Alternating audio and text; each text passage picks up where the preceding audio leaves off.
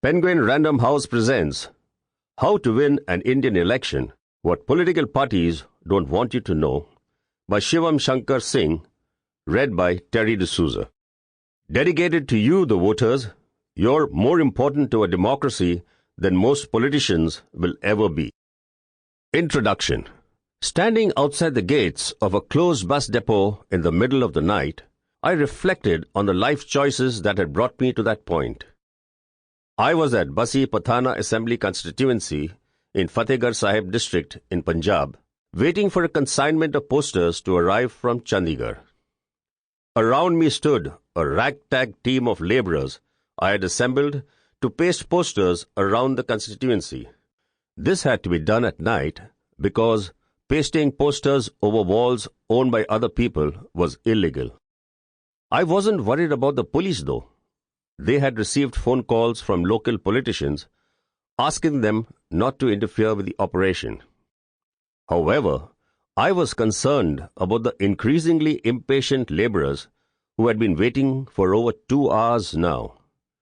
The only option left was to buy the labourers their nightly fix, hoping they'd be inebriated enough to stay, but not drunk enough to not be able to do the job once the posters arrived. People who go to the United States to study usually hope to stay on and work at one of the giants there, such as Google, Facebook, Microsoft, or at a leading consultancy firm like KPMG, BCG, or McKinsey. Most people dream of earning well. Some think they'll eventually come back to India to live a comfortable life, or even to transform society once they've accumulated enough wealth in the US. However, the trappings of life in the US are such that most people never come back to India. After completing my Bachelor of Science in Economics from University of Michigan, Ann Arbor, I too might have embarked on a similar trajectory, but for the fact that I had been accepted as a legislative assistant to Member of Parliament, LAMP. It was an 11-month-long fellowship that placed a university graduate with a Member of Parliament to do research work on legislative and policy matters in India. I had always been interested in politics, but had never considered it to be a realistic career option. As far as I knew then, most parties didn't pay their workers. Also, it was unlikely for a worker to rise through the ranks without spending at least a decade or more working at the grassroots. With the LAMP Fellowship, I had the opportunity to work as an MP on policy matters that would be taken up in the nation's parliament. This would put me in a position that would take most people engaged in politics years to go to. It was an opportunity that I could not miss. That one decision directly resulted in me standing on a street in rural Punjab, working on the logistics of getting an entire assembly constituency covered overnight with 5,000 posters. The LAMP Fellowship is an excellent platform to learn how the nation's policies are formed and the work that members of parliaments do. Once I had done it, I realized that I needed to understand politics from the ground up. I wanted to know how people go to parliament in the first place. After the fellowship ended in May 2016, I joined the Indian Political Action Committee, IPAC, a company run by famed political strategist Prashant Kishore. Kishore, or PK, as he was called within the company, had worked on Narendra Modi's campaign for Prime Ministership in 2014 and Nitish Kumar's re-election campaign for the Chief Minister's post in Bihar in 2015. He had successfully led these campaigns to victory, and I wanted to learn how he had done it. That is how I landed up on that street in Punjab. After handling 2 successful election campaigns, Kishore was much in demand across the political spectrum. He'd chosen to take on the Congress campaign for the 2017 Assembly elections in Uttar Pradesh and Punjab. I asked to be posted at UP, but soon found out that there was no campaign there. The party had not decided on a chief ministerial face, and Kishore's methodology relied entirely on marketing a face to the voters. The teams in UP were mostly sitting idle in their office in Lucknow, which made the Punjab campaign sound substantially more interesting. I booked my tickets to Chandigarh and joined the IPAC team running the campaign for Captain Amarinder Singh's bid for chief ministership. Through the entire journey, what I really wanted to do was to develop an understanding of Indian politics. I had an almost obsessive desire to learn about the Indian political landscape and the people who populate it. After realizing the limitations of working with a private company involved in political consultancy, I decided to resign and work directly with a political party. I had been in touch with Rajat Sethi, the Harvard graduate who had managed the 2016 Assam campaign for the Bharatiya Janata Party, BJP.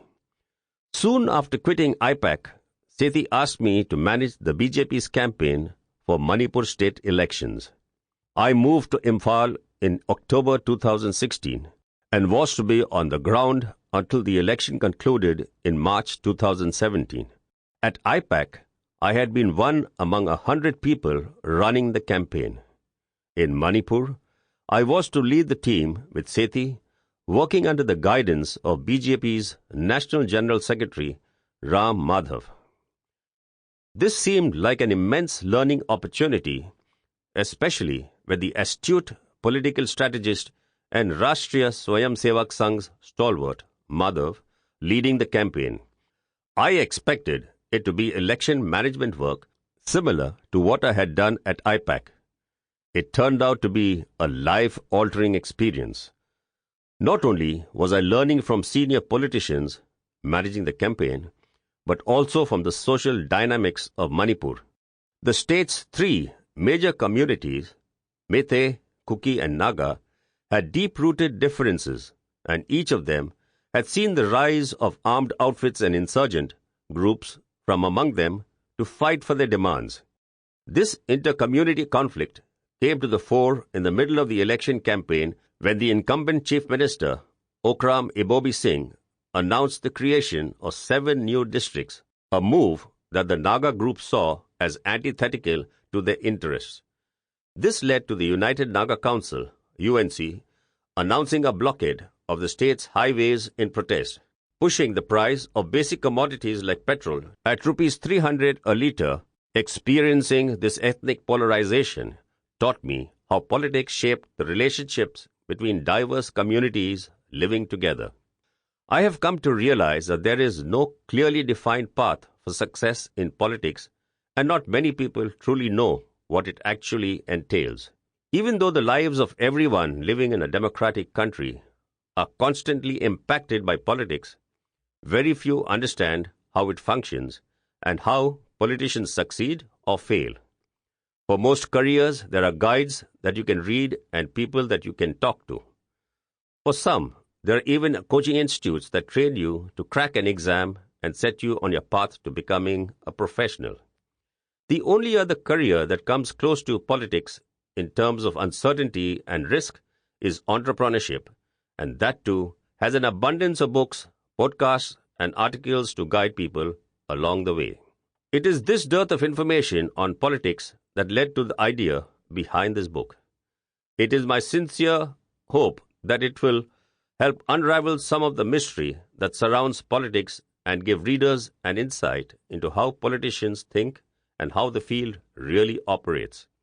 An understanding of the tools used by politicians and political parties is becoming even more essential now.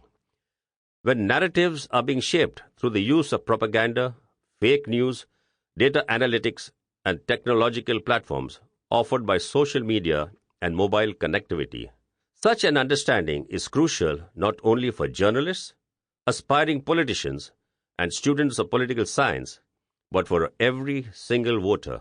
To paraphrase one of America's founding fathers, Thomas Jefferson, the key to any good democracy is a well-informed electorate. Chapter 1. How it all started. Like many Indians who go to the US for higher education, I too had thought I'd work there for a few years, earn enough money, and come back to India to work on reforming the country by engaging in policy and politics. It is a Sample complete. Ready to continue?